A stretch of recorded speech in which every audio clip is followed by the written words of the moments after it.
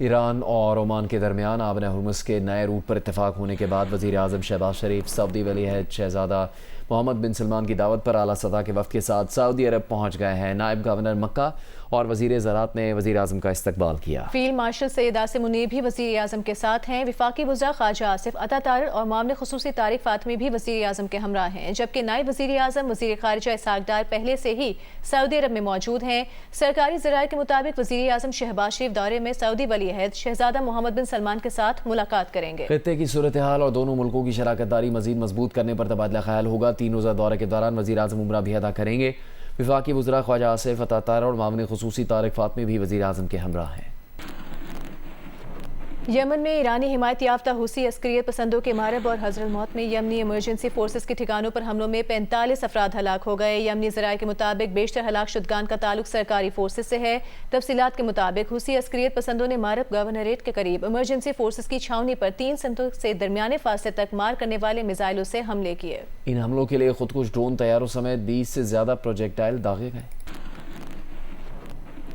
اور ابھی آپ کو بتایا کہ سیکیورٹی فورسز کے بلوچستان کے ضلع واشق اور مستونگ میں آپریشنز کے دوران 12 خوارج کو ہلاک کر دیا گیا۔ ISPR کے مطابق 5 اور 6 اگست کو کارروائیاں رد الفتنہ ٹیم کے تحت جاری انٹیلیجنس بیسڈ آپریشن کے سلسلے کا حصہ تھی۔ 5 اگست کو بلوچستان کے ضلع واشق میں سیکیورٹی فورسز نے 6 دہشت گردوں کی نقل و حرکت کا سراغ لگایا۔ بروقت اور مؤثر کارروائی میں فدرال ہندوستان کے 6 دہشت گرد مارے گئے۔ 6 اگست کو مستونگ میں کارروائی کے دوران سیکیورٹی فورسز اور دہشت گردوں کے درمیان شدید فائرنگ کے نتیجے میں مزید 6 دہشت گرد ہلاک ہوئے۔ کارروائی کے دوران دہشت گردوں کا ایک ٹھکانہ بھی تباہ کر دیا گیا۔ صدر مملکت آصف علی زرداری کا بلوچستان میں کامیاب انٹیلیجنس بیسڈ آپریشنز پر سیکیورٹی فورسز کو خراج تحسین۔ کراچی میں شارع فیصل پر عوامی مرکز کے قریب جامعہ کراچی کی بس کی ٹکر سے موٹر سائیکل سوار لڑکی جاں بحق ہو گئی۔ اس بارے میں مزید تفصیل کے لیے ہم بات کریں گے نمائندہ جیو نیوز راحیل سلمان سے۔ راحیل، کس طرح سے یہ حادثہ ہوا اور ڈرائیور کے بارے میں کیا بتایا گیا ہے؟ جی دیکھیں، اب سے کچھ دیر پہلے یہ شارع فیصل پہ عوامی مرکز کے قریب یہ واقعہ پیش آیا، جہاں پر ایک کراچی یونیورسٹی کی بس تھی جو کہ وہاں سے گزر رہی تھی اور اس کے ٹکر سے موٹر سائیکل پہ سوار ایک لڑکی جس کی بات میں شناخت سویرہ کے نام سے کی گئی، وہ اس واقعے میں جاں بحق ہو گئی۔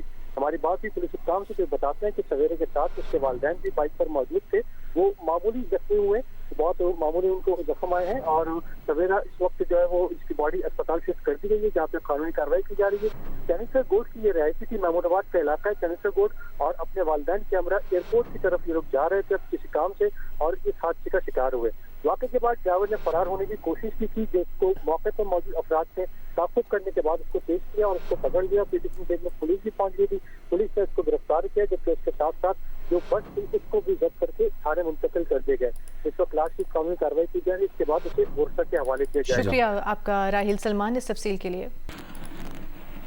دیگر خبریں شامل کریں گے۔ چیئرمین تحریک انصاف بیرسٹر گوہر خان نے نئے صوبوں کی حمایت کر دی۔ کیپٹل ٹاک میں گفتگو کرتے ہوئے کہا کہ نئے صوبوں کی ضرورت ہے اور اس کے لیے وسیع اتفاق رائے کی ضرورت ہے۔ نئے صوبوں کے حق میں اسمبلیوں کی 2/3 اکثریت ہونی چاہیے۔ بیرسٹر گوہر نے کہا کہ شہباز شریف کا بطور وزیر اعظم 5 سال پورے کرنا مشکل ہے۔ پاکستان تحریک انصاف کا تو موقع پہ یہ رہا ہے اور خان صاحب نے بھی کہا ہے کہ یونٹس کی بھی ضرورت ہے، صوبوں کی بھی ضرورت ہے، تو ہم نے کہا ہے کہ یہ ایسے سینسٹیو ایشوز ہے کہ اس میں لارجر کنسنسس کی ضرورت ہے۔ پہلی بات تو یہ، اور اگر ہم نے کچھ کرنا ہوا تو ایک تو یہ کہ اگر آپ صوبے کے باؤنڈریز چینج کر رہے ہیں تو آپ کو 2/3 میجارٹی اس صوبے کا بھی چاہیے، چاہے کہ پی کے میں ہزارہ صوبہ بھی بنے پھر بھی 2/3 میجارٹی سے ہوگا، اور اگر پنجاب میں کوئی اور ڈیوائیڈ ہوگا تو پھر بھی 2/3 میجارٹی ہوگا۔ ہم تو اگر کچھ کریں گے تو خان صاحب کے مشورے کے بغیر تو نہیں کریں گے۔ اگر ہمارے ایکسس وغیرہ ریسٹور ہو جاتا ہے اور ان سے ہم بات چیت کی طرف چل پڑتے ہیں، پھر دیکھیں گے کہ آگے کیا صورت۔ محسن نقوی صاحب نے کہا ہے کہ جو مرضی کوئی کر لے، شہباز شریف صاحب 5 سال پورے کریں گے۔ اب آپ کیا کہتے ہیں؟ میرا نہیں خیال کہ ایون شہباز شریف صاحب کا خیال ہے کہ وہ 5 سال پورا کریں گے۔ اچھا، یہ انہوں نے اس کے لیے کہا، میرا خیال ہے وہ بھی ایسا نہیں سوچتے۔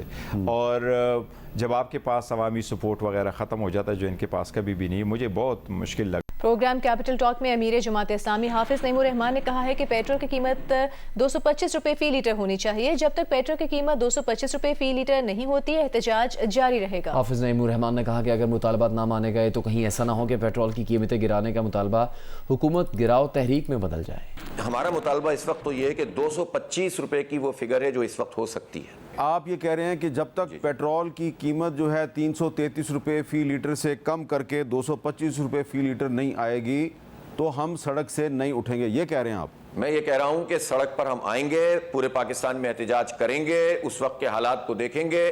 یہ بھی ہو سکتا ہے کہ ہم لوگوں سے کہیں کہ اس کو پرولونگ کریں، اور یہ بھی ہو سکتا ہے کہ ہم چند اور مخصوص مقامات کے اوپر دھرنے دینے شروع کریں اور باقی جگہوں پہ کال آف کر دیں. لیکن یہ ہم اسی وقت مشاورت کریں گے. یہ حکومت پہ بھی انحصار ہے، اگر حکومت میں گڑبڑ کی تو یہ تو 510 مقامات، یہ 1510 بھی ہو سکتے ہیں. میں حکومت کو وارن کرنا چاہتا ہوں کہ اگر اس نے کوئی ایڈونچر کرنے کی کوشش کی تو پھر جماعت اسلامی کو تو پھر اور بھی طریقے آتے ہیں جو ہم استعمال کرنا نہیں چاہتے. ہم اپنی اس احتجاج کو پھیلانا جانتے ہیں الحمدللہ، اور ہمیں معلوم ہے کس طرح سے پھر جو ہے چیزوں کو اس طرح سے پھیلا دیا جاتا ہے کہ کہیں ایسا نہ ہو کہ یہ پیٹرول کی قیمت کم کرنے کی تحریک حکومت گراؤ تحریک میں تبدیل ہو جائے. تو اس سے شہباز شریف صاحب کو بچنا چاہیے اور اسے پرامن احتجاج کا ہمیں حق دینا چاہیے. پیٹرولیم مصنوعات کی قیمتوں میں اضافے کے خلاف ملک کے مختلف شہروں میں جماعت اسلامی خواتین ونگ کے تحت مظاہرے کیے گئے. لاہور میں امیر جماعت اسلامی حافظ نعیم الرحمان نے خواتین کی احتجاجی ریلی میں شرکت کی. لاہور میں خواتین کے احتجاج سے خطاب کرتے ہوئے امیر جماعت اسلامی حافظ نعیم الرحمان نے کہا کہ حکمرانوں کو پیٹرولیم مصنوعات کی قیمتوں میں کمی اور لیوی کے خاتمے کے مطالبات ماننا ہوں گے.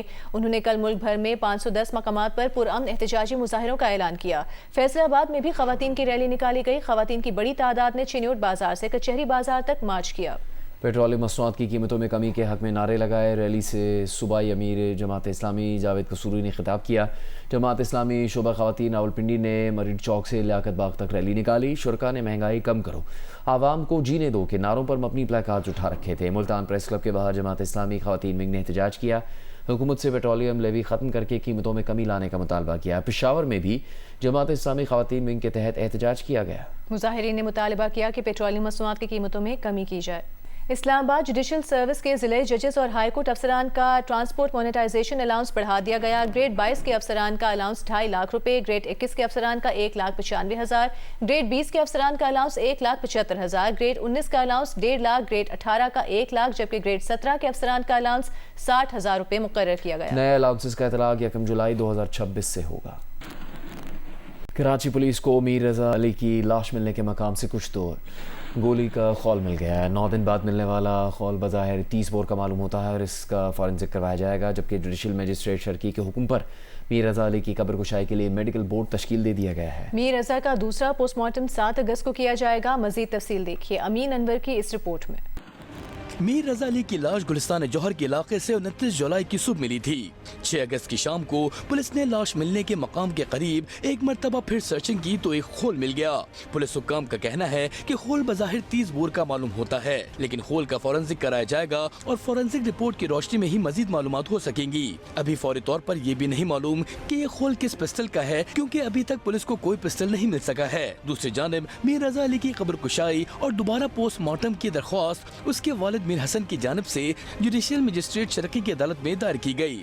درخواست گزار کے وکیل جبران ناصر ایڈوکیٹ نے موقف اپنایا کہ مقتول میر رضا کا پوسٹ مارٹم ٹھیک طریقے سے نہیں کیا گیا. پولیس سرجن نے پوسٹ مارٹم میں خامیوں کی نشاندہی کی ہے. سرکاری وکیل نے دوبارہ پوسٹ مارٹم پر کوئی اعتراض نہیں کیا. کہا کہ یہ انسانی جان کا معاملہ ہے. رپورٹ سے ہی اندازہ کر لیں کہ تفتیش کیا ہو رہی ہے.